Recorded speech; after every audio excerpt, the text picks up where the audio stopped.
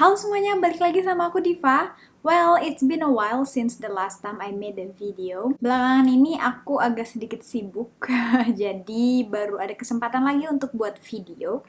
Video kali ini kita bahas tentang airline aviation as usual. So, welcome back to Galley Talk. Di episode kali ini aku akan bahas sama kalian semua tentang perbedaan antara maskapai internasional dengan maskapai domestik. Jadi banyak banget yang nanyain aku, Kak, senioritasnya gimana di sana? Gajinya gede nggak? Schedule-nya gimana, Kak? Homesick nggak sih, Kak? So, aku akan jabarkan di sini. Buat yang mau tahu, stay tune ya.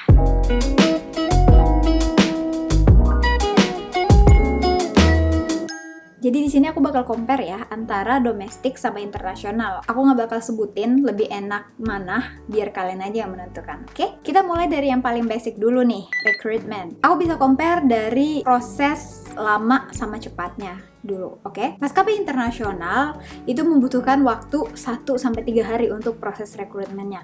Rekrutmen di sini maksud aku yang ini ya, yang kalian datang, interview, drop CV dan segala macam.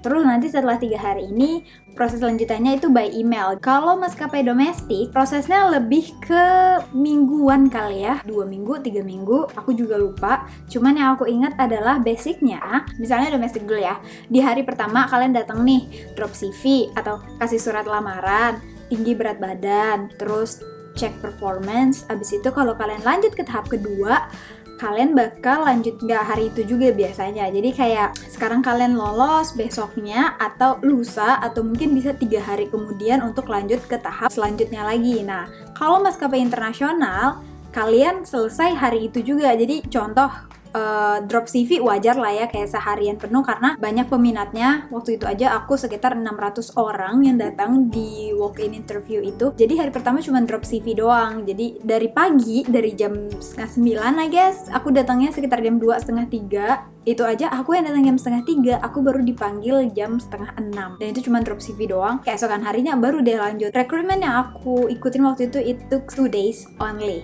Jadi hari kedua benar-benar kelar semuanya. Jadi ya proses recruitmentnya kalau domestik agak lama, kalau internasional dipres gitu. Mungkin karena domestik mereka punya tempatnya sendiri kali ya, kayak ya udah mereka punya office-nya sendiri, mereka punya training center-nya sendiri, mereka punya di negara itu, maksudnya di Jakarta. Let's say kalau kamu ikut rekrutmen di Jakarta, ya udah kamu datangnya ya ke tower mereka, ke office mereka gitu kan. Sedangkan kalau maskapai internasional mereka harus sewa hotel, sewa ya tempat untuk rekrutmen ini, dan it's not as cheap as you think, I guess. Jadi mereka lebih efisien aja gimana caranya supaya bisa si 2 hari ini kelar nih, maksimum 3 hari lah gitu. Ada juga yang cuma sehari loh, which is so good, I think. Nah, setelah rekrutmen tadi, aku sekarang masih bahas dalam proses rekrutmen ya.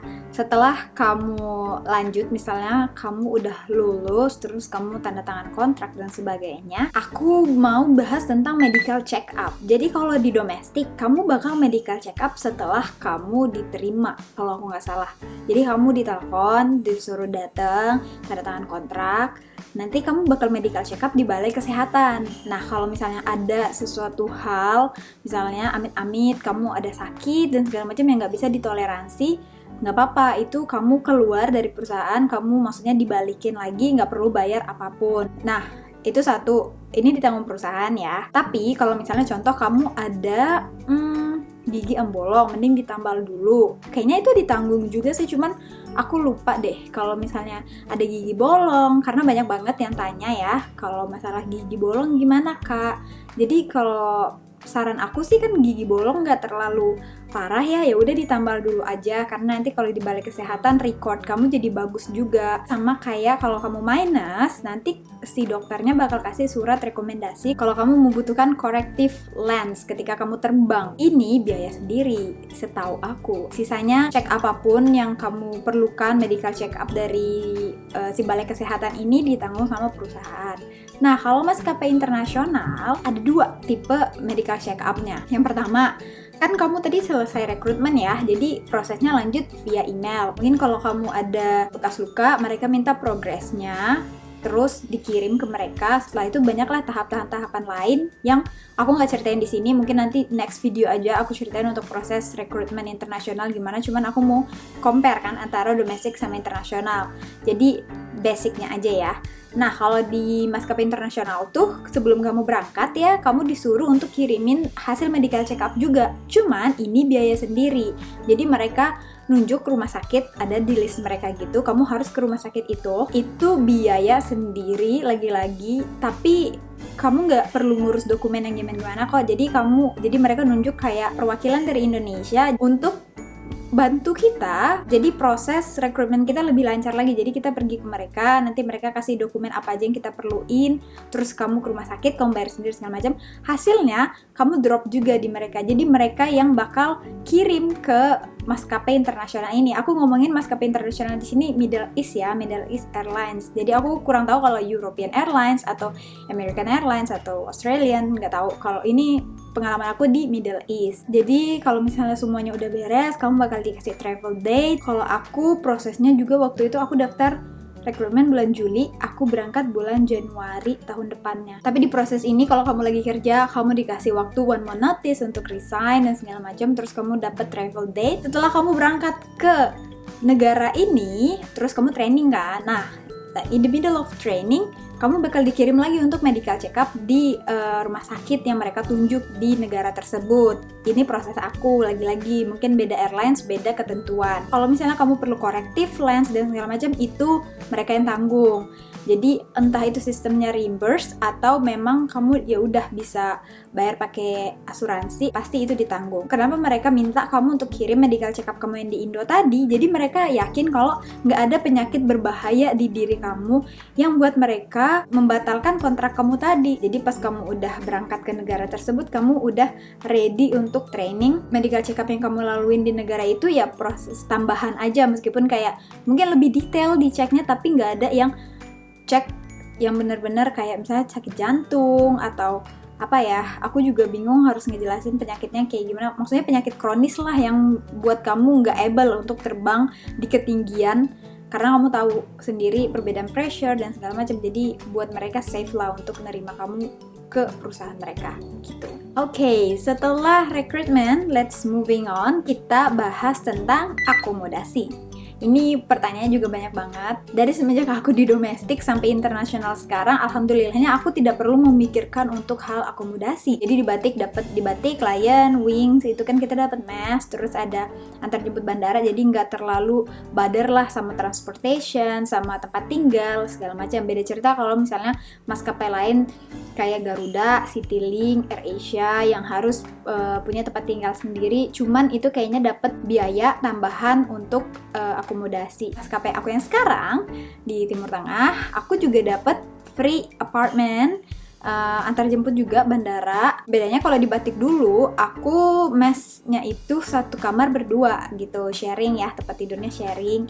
Nah kalau yang sekarang apartemennya satu kamar ya udah sendiri, yang sharing paling ya kayak apartemen aja, apartemen 3 kamar atau 2 kamar, yang sharing ya paling living room, terus kitchen kayak gitu. Kalau toilet ada yang sendiri, ada yang sharing. Kalau misalnya apartemennya 3 orang, ya udah yang 2 sharing toilet, yang 1 toiletnya ada di kamar. Kayak gitu, kayak depends sih kamu dapat apartemennya kayak gimana gitu. Lanjut lagi, kita bedain jadwal ya. Schedule ini udah pernah aku jelasin sebenarnya di video-video aku yang sebelumnya, jadwal di Indo kayak gimana dan di sini gimana. Jadi kalau di Indo ada yang bisa request schedule, ada juga yang enggak. Kalau di maskapai aku yang sekarang, aku bisa request schedule. Contoh bulan depan, jadi aku biddingnya bulan ini. Bulan depan aku mau terbang kemana? Misalnya aku mau terbang ke Jakarta, ya udah aku request, aku mau terbang ke sana. Yang itu bisa dapet, bisa enggak. Jadi kayak ya mereka harus hitung-hitung dulu minimum rest kamu, legality kamu dan segala macam.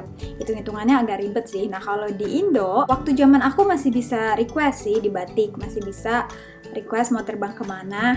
Tapi itu kayak 1 atau 2 flight, if I'm not wrong, nggak tahu, aku juga lupa. Dan itu biasanya dapet sih. Tergantung, kalau kamu requestnya di awal-awal bulan, yang duluan request itu yang dapat, kayaknya gitu kalau nggak salah.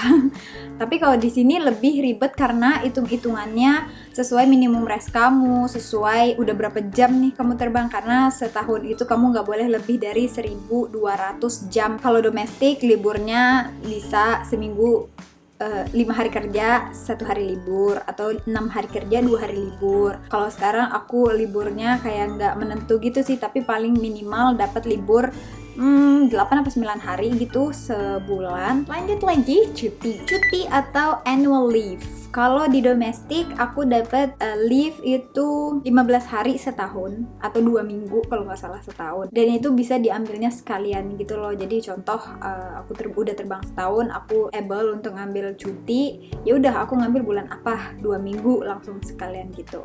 Kalau di maskapai yang sekarang, aku punya cuti 30 hari dalam setahun, tapi itu dibagi 2, summer leave sama winter leave.